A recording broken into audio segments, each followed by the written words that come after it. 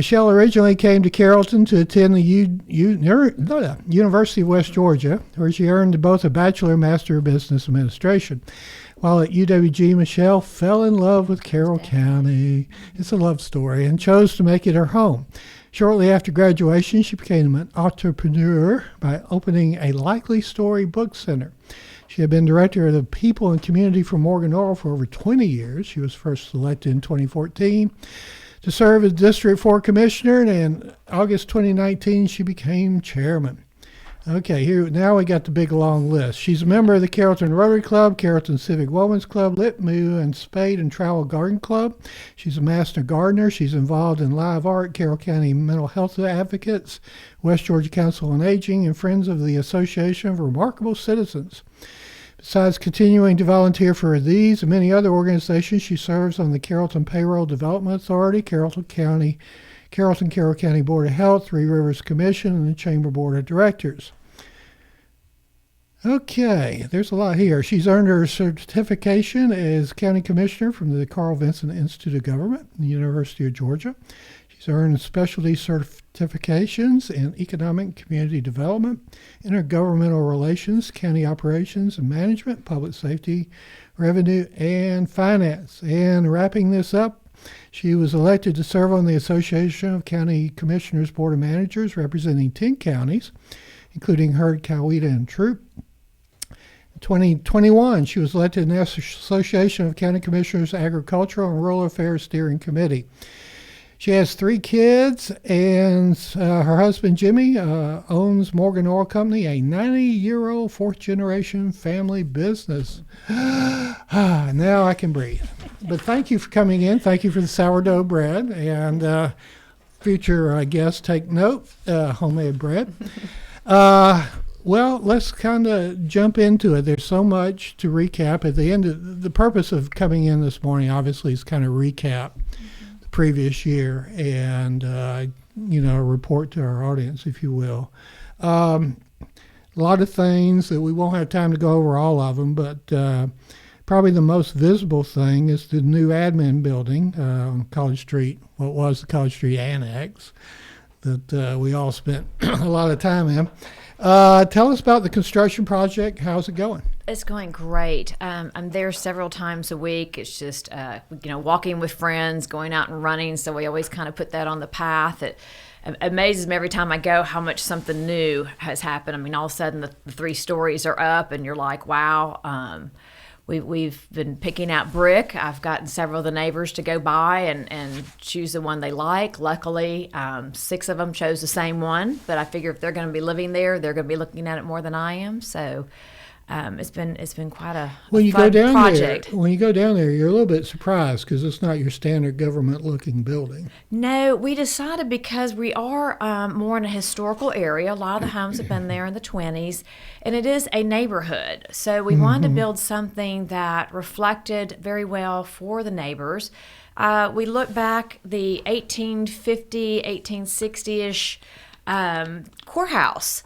There's several pictures of it, paintings of it around the community. We decided that would best reflect what was Carroll County and the area. The other is because it's 4-sided. There's not really a front and a back when you think of a lot of buildings. So we wanted to make sure every side was appealing to those living or working in that area. Is parking going to be okay? Yes, it is. Okay. But everything should be there, right? So it shouldn't be any confusion going forward about where something is. Right. It all should be right one stop. Not that citizens necessarily go to every department in one day, but just making it where when you need to go somewhere, if you need a fire report or if you need to vote or get your taxes, you know the location you're supposed to go in. It's not 3 different places and trying to figure out which one is which. For a long time before y'all moved temporarily into the old West Georgia Technical College building, the question was, what's going to happen to that building? Now that you're moving out, the question again resurfaces, what's going to happen to that property in that building? So we're going to ask the citizens to renew a SPLOST in November of 2025, so about a year from now. And part of that renewal SPLOST is going to be to build a sheriff's office that is conducive to the business they're now doing. The building is over 50 years old, the current sheriff's office. And you think back 50 years ago, the number of staff, and we've just got 200-something people now that work for the sheriff's office.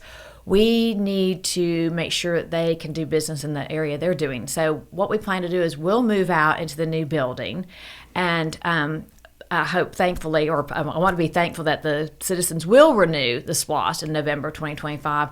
We can move the sheriff's office into those current offices. Like, we're just going to keep repurposing as best we can, and then build the sheriff's office right there where it currently is. We leave the jail's not going, and rebuild across the street. That'll put us 4 or 5 years into the future. The idea too, at some point, and there again, I plan to be a citizen here. We need rec space, and West Georgia Tech backs up. The 997 building connects all to our rec department. We need more space for the kids, more fields. So I see this constantly being repurposed for county needs. So when you say repurpose, you're refurbishing, you're not tearing down and building something new? And no, not for the sheriff's. Like I said, the sheriff's just going to move in the current offices that we have. We changed classrooms into offices. Mm-hmm. We had to add a few bathrooms. One of the things about the old West Georgia Tech classroom space, all the bathrooms were outside. There was one set of bathrooms for females, one set of bathrooms for men. So we've had to kind of repurpose a little bit so that it's conducive to people being in offices, not in classroom spaces. So the sheriff's office will be able to move right into those same office spaces we're using now. So less than $100,000 was spent on repurposing classrooms for office space. And, we'll be there almost 2 years, and by the time the sheriff's office is there, I think it's money well spent for the employees and for the citizens who have to use this temporary space. Okay, very good. Let's take a break, kind of a little bit early break, and we got a lot of topics we want to talk about. So stay with us. We got more coming up after these words. Consider the Mobius strip. Take a strip of paper, twist it, connect the ends. This connection forms a continuous loop. Seamless, infinite. That's how your healthcare should be too. At Tanner Health, the Mobius is our symbol and our promise, representing our continuum of care and our commitment that the services you need will be here for you always. We're not just changing healthcare, we're redefining it. See more at tanner.org. The customized academic scholar journey at Oak Mountain Academy is individually designed to provide students with a personalized, clearly defined academic track that earns the student a series of distinctions upon graduation. This journey enables academically driven students to pursue a focused, rigorous course of study personalized to their wants and desires. I'm Patrick Uran, head of school, inviting you to journey with us on the mountain. For more information, visit us at oakmountain.us. Discover your journey at OMA. Prepare, explore, and achieve.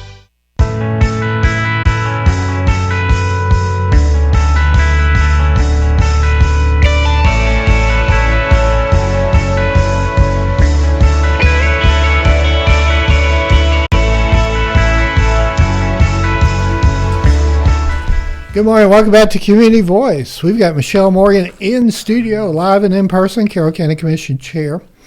Last time you were on, it was in July. You stated the following. Okay, remind me. Carroll County is made up of 380,000 acres, okay? 288,000 of those are zoned agricultural. I also learned that there are currently 806 farms in Carroll County of the average size of 100 acres, okay? So what I'm kind of leading into this, over the weekend I spoke to two gentlemen. One was bought a house in Harris County outside of Columbus, and he said Harris County requires any single family dwelling to be on 2.5 acres. I talked to another gentleman who's grown up and lives in Cobb County. He says whenever they can find some unused property, unused land, they'll put an apartment building on it.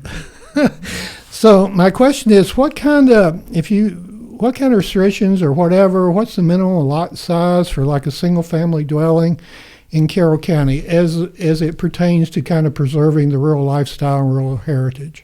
So in the unincorporated parts of Carroll County, because remember each of the cities have their own zoning also, but in the unincorporated parts, we require a minimum of 4 acres in the zoned agricultural area. Now, there's some areas that are zoned residential. We have 170 neighborhoods actually in the unincorporated part of Carroll County. Those in the past have ranged from a half acre to an acre to even bigger. We recently did like an overhaul of some of our ordinances, because mainly the Board of Health also made some rules a couple of years ago that people's septic tanks are starting to fail. So we now require in unincorporated Carroll County, if you're going to do residential area, a minimum of 1 acre, and that is to preserve an area for a septic tank, because we don't have sewer in the unincorporated parts of Carroll County. So you have to have land to provide for that septic tank. So it's not just a random number. There's a lot of science, I guess, behind it, or planning to assure that citizens who build a home are able to, continue to live in that home for a while without problems. So we've learned from past, how things need to go forward. So it's a minimum even 1 an acre. acre in some situations is not enough for a septic tank. Well, it's all right if the land doesn't perk and stuff. So that's where you then go into the community development. You sit down with our planners, the builders sit down, the homeowners, and they plan for some of it. So you'll see some areas where somebody does have 2 acres. And then in the context of, that's kind of a lead in to the question, is we are all concerned, I mean, not we all, but many are concerned about Carroll County remaining the agricultural hub that it is, which is absolutely totally remarkable, being adjacent to Fulton County in the southeast corner and be so close to all these crazy metro Atlanta counties. How do you see that preservation being? Well, a lot of it is people got to remember that we have working farms here. These are businesses that people are providing every day, beef and chicken and food for those of us that need to eat every day. So when we say farms, we have businesses. Our farms are working farms, and that puts us, in the state of Georgia as a commodity. Now, I'm not looking for the word commodity. We were just talking a few minutes ago about how early it is, and I hadn't had my second cup of coffee yet. But anyway, talking about how it's not just farms where you drive by and see green space. It is actual working businesses. For-profit business. Economics for Carroll County. That's the word I'm coming sector. up with. It's Okay. our economic hub. And that's what makes us what we are right this moment. And as long as there are people who want to farm economically, we need to make sure we provide for them the resources and the help. And on the other hand, it makes it really beautiful for the rest of us driving into work every day or driving home or just wanting to drive around the community. But they are working businesses, no different than like our convenience stores and the things that other people do. That's the core of it. You can 20 minutes you're out with the birds and the chickens and the cows and the rest, and 20 minutes later you're downtown or whatever. Right. It's just really unique. But they are providing a service or providing funds to our community. So. But the threat is, 100 acres, you can squeeze a whole lot of half-acre lots into 100 acres and a whole lot of one on top of one another homes. So. That's right. Also along those lines, for the longest, we've had the question of the rock quarry down in the southern part of the county. What's the latest tabulation on that? So, we lost the lawsuit on that one. It was also then purchased by Vulcan. Which is a timber company, right? No, Vulcan is another rock quarry that's been in Carroll County, 20, 30 years. I think it's been there as long as I've been here. Okay. Up 61 off Flat Rock, if I've got my geography correct. So I don't know what they're planning to do with it at this point. I'm talking about the one in South Carroll, not Paulding County. Yeah, right. That's what I'm talking about, too. Okay. Whitesburg. Yes, that area. So, yes, the other one, thankfully, Paulding County Commission voted against it, too, because it backed up to so many of our citizens. So we still really don't know about the one in Carroll, exactly what the future may be. Give us an update on fire stations and fire safety. I know we got the Villarica station up and going. We do. Everything's fully staffed now, right? Yes, knock on, here's a little piece of wood, knock on wood. Fake wood. Yes, so all doing well. We've worked really hard, Alicia Searcy, the finance director, and I, along with the support of the Board of Commissioners, to really make it a mission over the last several years to bring pay up to the county employees, to be competitive not only with our local cities but our surrounding counties, because there's nothing worse than training people and investing in them than having to leave your area. Or as well as these are our county citizens that are having to get on the road and drive to another county to get a job. So I think we've done a really, really good, I'd like to say great. We still got some areas we need to go in to make sure that our pay is competitive. Okay. And that's been a big burden almost, a hurdle at least, to get this done. But yes, we're seeing these young students working through the College and Career Academy, getting their jailer certificate, working to get their firefighter 1. So the fact that even our younger citizens are wanting to get into public safety, that's a hurdle of itself, over the last years when you think about what's been on the news, just getting people to even want to go into public safety, and then making sure that we have the proper resources to take care of them and keep them safe, as well as, give them the pay that they deserve. Again, kind of when Metro Atlanta is going to pay a little bit more. Yeah. I think y'all did a study back in October, Safe Streets and Safe Roads. We're still working on that, yes. We're waiting for the company to put it all together. So we've had several stakeholder meetings with different members of our cities, with county staff, and then we've opened it up to the public. We had a survey. Mainly in the county, we're looking at ways to receive funding to restripe roads, to add shoulders onto the roads. Shoulders are very important. Shoulders are very important, but then, some people will still go off the shoulder too, but the whole thing is just trying to take rural roads and bring them into the, more modern world. But the painting, striping a road is so expensive because now it's got all those, I want to say glitters, reflectors, but also the way cars are built now, newer cars, your seat will vibrate if you go too far to the left or too far to the right. If you've got that turned on. That's what's been going and that's on. What I didn't comes know from what the the paint. vibration Yes, was. that comes from the paint. So we've got to upgrade our paint too for these.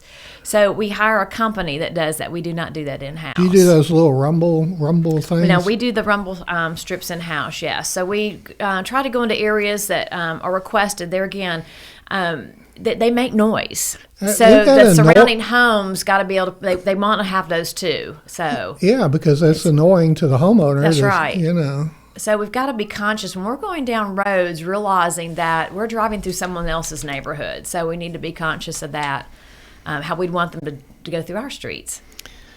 Overall, as you look back on 2024, I know, as they say, whether it's State of the Union, State of the State, whatever, State of the County, overall still good, correct?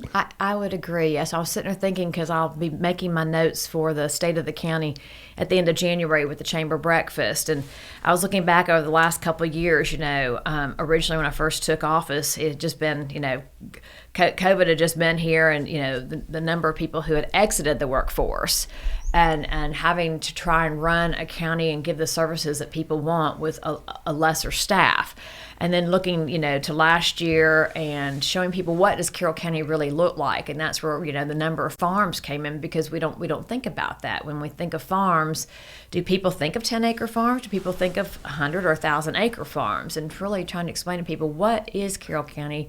What do we look like, and what do we provide to everybody? So now I'm thinking what my words are going to be for 2025. Okay, well, maybe we can help with that. I understand, and part of that is often referred to as preservation of green space. We do have a lot of parks in Carroll County. Do we have enough now, or have we maximized, or what's the latest, and how, and particularly McIntosh, where do we stand on all that? So the word park can be small, or it could be large. So like our cities have parks, but they're not the acreage that we have.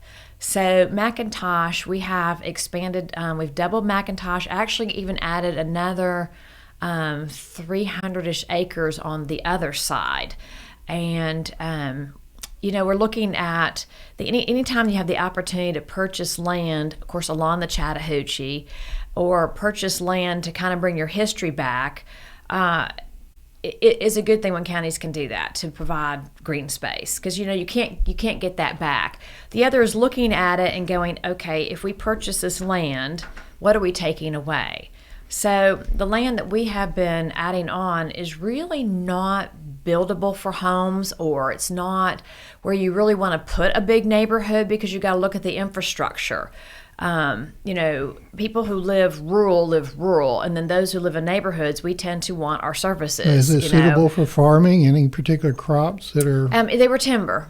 It was just all timber? That's right. It was all timber. So, and the timber companies exited and gone more south. So it's not been where we're taking away from the chickens and the cows and the food. It was really just timber. And don't forget the goats. And the goats. And we'll be back with more. We're talking to Michelle Morgan. She's Carroll County Commission Chair, as we kind of reflect upon 2024. And I'm saving the trick questions for this last segment. And we'll be back with more after this.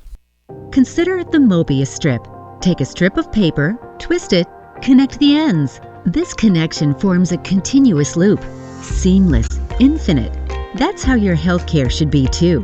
At Tanner Health, the Mobius is our symbol and our promise, representing our continuum of care and our commitment that the services you need will be here for you always. We're not just changing healthcare, we're redefining it. See more at tanner.org. The World Language Scholar Journey at Oak Mountain Academy is designed to provide students with a clearly defined, curriculum-based track to acquire essential knowledge and skills for success in biliteracy fields of study. The successful completion of this journey provides colleges with a method to recognize a rigorous foreign language immersion experience for all students at Oak Mountain Academy. I'm Patrick Duran, head of school, inviting you to journey with us on the mountain. For more information, visit us at oakmountain.us. Discover your journey at OMA. Prepare, explore, and achieve.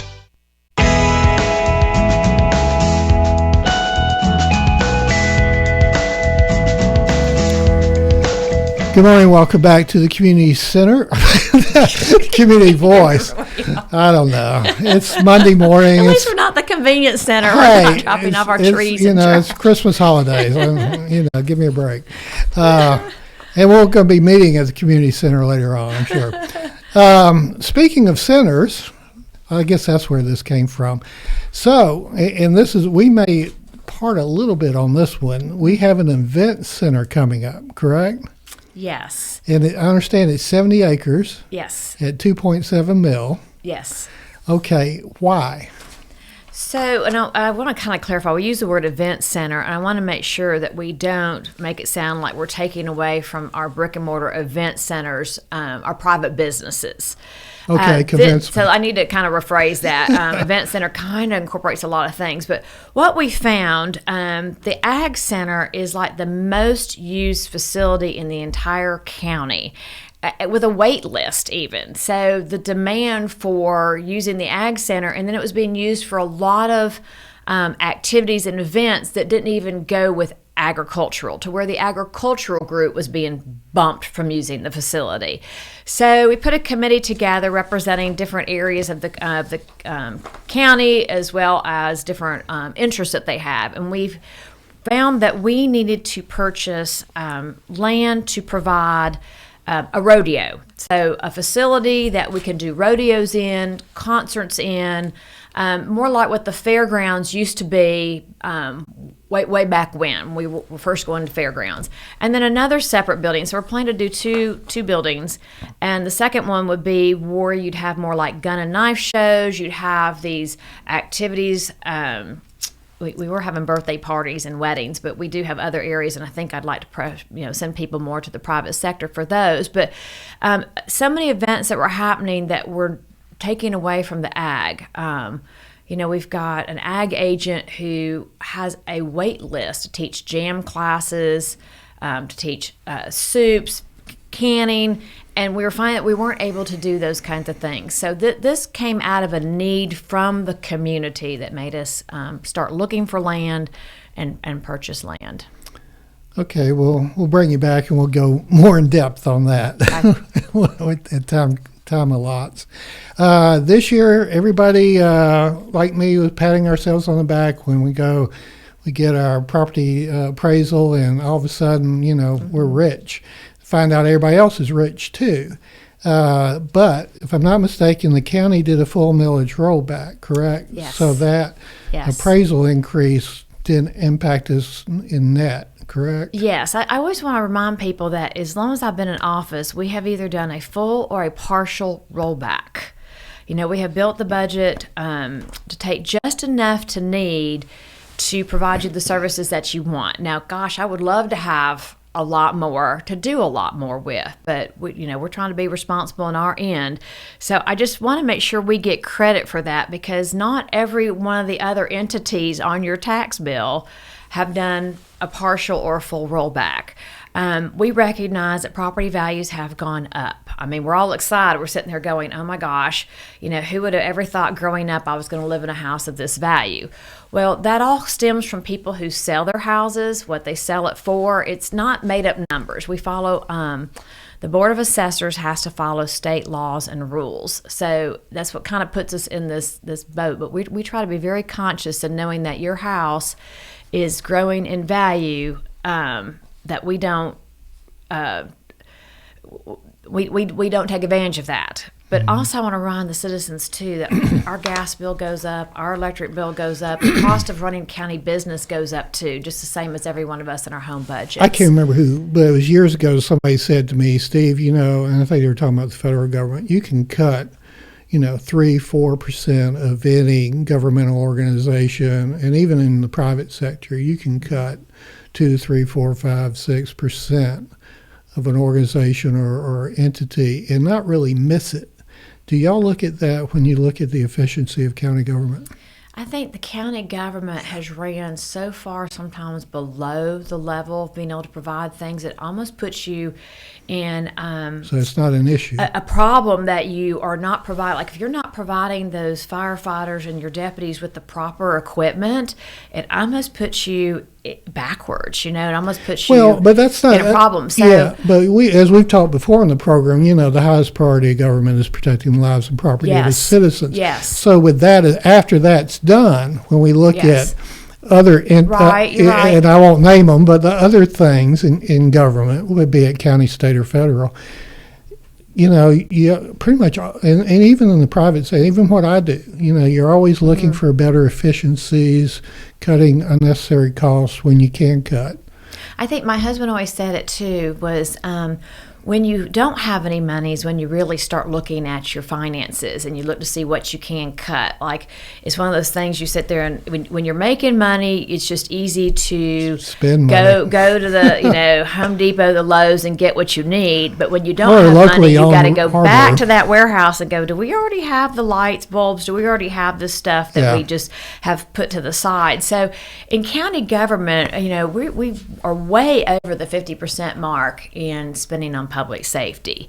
So very little of that is left for your rec department, your parks, elections. When you start thinking of what you might want to call frivolous stuff, but really is quality of life for our citizens. We really don't spend as much on those as people might want to think that we do. Okay. But expenses are always on the table. We are looking at them every month, if not every week. I mean, constantly.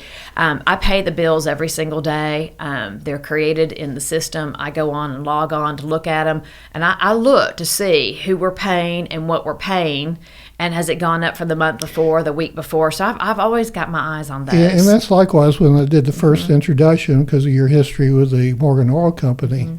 That that's just a given that you do that. Right. I just look at numbers and just know what is consistent, and if there's something that's really gone big, and you know that in the private business world too, you know what your monthly expenses are, and all of a sudden if they're a little higher, you're like, ooh, what happened? Did we have a water break somewhere, or did prices start going up? You really pay attention to those. I think too, from the convenience store industry, we saw inflation before everybody else did back in 2008. And I hate to sound like I'm harping on 20-something years ago, but honestly, these things sit with you as you mature in life. And I remember looking and thinking how expensive things have gotten. Like, even now, my daughter said something the other day about getting something at the grocery store. And I'm like, yes, because I remember, and there you go. You start to age yourself. I remember my first job. I made $1.90 an hour. Oh, I know. You know, Yeah, I know. and I we were remember, still able to yeah. provide dinner and gas and go to school and stuff. So, you know, if we could